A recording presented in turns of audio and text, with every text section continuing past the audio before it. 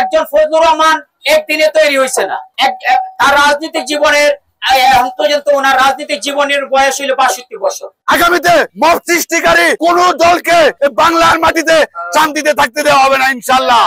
যারা এরকম কাজ করে তাদেরকে আমরা, যদি তারা এখনো সময় আছে, যদি পরিবর্তন ভালো, নাইলে সময় আমরা দাঁত ভাঙা জবাব দিব। রণাঙ্গনের বীর মুক্তিযোদ্ধা মাননীয় চেয়ারপারসনের উপদেষ্টা জনাব ফজলুর রহমান সাহেব একাই সিংহের গর্জন দিয়ে সেই ৭১ বিরোধিতার যারা বিরোধিতা করেছিল তাদের বিপক্ষে শক্ত অবস্থান নিয়েছিল।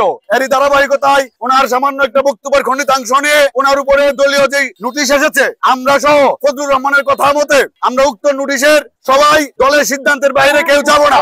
কিন্তু এর ধারাবাহিকতায় এই চক্রান্তের অংশ হিসেবে যখন কিছু মব সৃষ্টিকারীরা ফজলুর রহমান সাহেবের বাসা পর্যন্ত ওনাকে হামলা করার জন্য, হত্যা করার জন্য বিভিন্ন ভাবে পায়তারা করছে, আমরা অষ্টগ্রামের সাধারণ জনগণ, অষ্টগ্রাম উপজেলা বিএনপি ও সকল অঙ্গ সংগঠন এর তীব্র নিন্দা জানাই এবং প্রতিবাদ জানাই। সেই সাথে আমরা হুঁশিয়ারি দিতে বলতে চাই, আগামীতে মব সৃষ্টিকারী কোন দলকে বাংলার মাটিতে শান্তিতে থাকতে দেওয়া হবে না ইনশাআল্লাহ।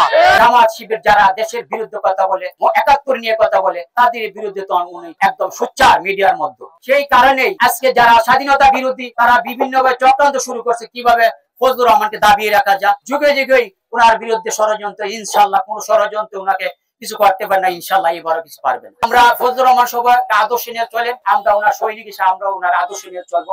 আমরা যখনই উনি ডাক দিবেন, যে কোনো সমস্যা আমরা প্রয়োজনে মানুষ ঢাকা পর্যন্ত রাজপথে মিছিল মিটিং করবো। আমি মনে করি ফজলুর রহমান সাহেবের ব্যাপারে আমরা সবাই এক। শুধু অষ্টামিতা মিটামনের এই রাজনৈতিক নেতা নয়, আমি মনে করি আমাদের কিশোরগঞ্জ জেলার এবং আমাদের বাটির একজন গর্বিত সন্তান, সমস্ত বাংলাদেশের, এশিয়া মহাদেশের উনার একটা পরিচিতি আছে। সেই গর্ব আমি মনে করি সেটা আমাদের মিটামন না, আমাদের পুরা কিশোরগঞ্জ জেলাবাসী। যেই কারণে একজন ফজলুর রহমান একদিনে তৈরি হয়েছে না। তার রাজনৈতিক জীবনের ওনার রাজনৈতিক জীবনের বয়স হইল ৬২ বছর এবং ওনার বিরুদ্ধে আজকে যে মব জাস্টিস সৃষ্টি করছে কথিত কিছু এনসিবি এবং জামাতের কিছু লোক। আমার স্পষ্ট বক্তব্য, যদি ওনার বক্তৃতার মধ্যে যদি রাষ্ট্রদ্রোহী বা এরকম কোন ঘটনা ঘটেতে, তাহলে আমাদের দল বাংলাদেশ জাতীয় দল বিএনপি সেটা দেখার মালিক এবং ওনার বিরুদ্ধে শোকস করছেন কি কারণে উনি বলছেন জবাব দিবেন। আমার জানা মতে উনি যে বক্তৃতা করছেন সেই বক্তৃতার খণ্ডিত করে কিছু ইউটিউবার বিভিন্ন ভাবে তা মিডিয়ার মাধ্যমে প্রচার করছে উনাকে কিভাবে ছোট করা যায়, খাটো করা যায়। এটার সাথে বিভিন্ন মহল জড়িত। যারা এরকম কাজ করে তাদেরকে আমরা, যদি তারা এখনো সময় আছে, যদি পরিবর্তন ভালো, নাইলে সময় আমরা দাঁত ভাঙা জবাব দিব। আমাদের নেতা অ্যাডভোকেট ফজলুর রহমান সাহেবের যদি অপরাধ থাকে, তাহলে আমাদের দল হাইকমান্ড যে সিদ্ধান্ত নেয়, এই সিদ্ধান্ত আমাদের অষ্টামিতা মিটামনের জনগণ প্লাস ফজলুর রহমান সহ মাথা পেতে নিব।